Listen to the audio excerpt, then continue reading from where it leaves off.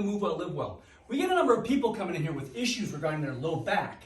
They're coming in with low back pain. It's summertime, they're in the garden, they're bending, they're stooping, they're doing their gardening, and they're coming in with low back pain. And what we're finding with these folks is these folks are having an inability or a decreased ability to hip hinge. So hinge from the hip. And what we're finding is they're hinging in the low back. They're doing this as they're doing their gardening, working in the yard, those types of things, and they're hinging here and not here.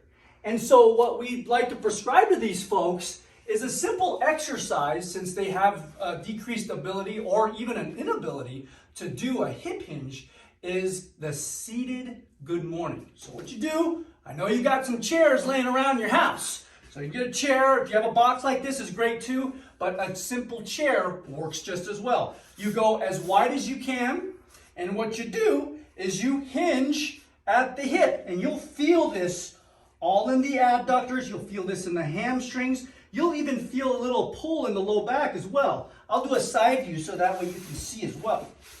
So this is me in a side view. You go as wide as you can, and then you hinge at the hip here.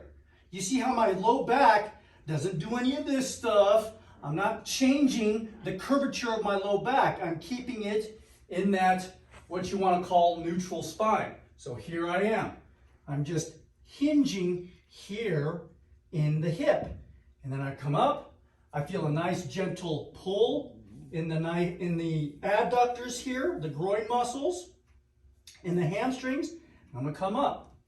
Do about 3 sets of 15 every day. And sometimes you'll find when you do this, as you each and every rep, you'll feel like you can get a little farther and farther, because those muscles start becoming accustomed to the movement.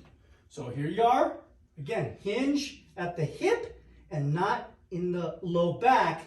And then when you go to do your gardening and bending and stooping, it's just much easier for you to facilitate that particular movement without hinging here.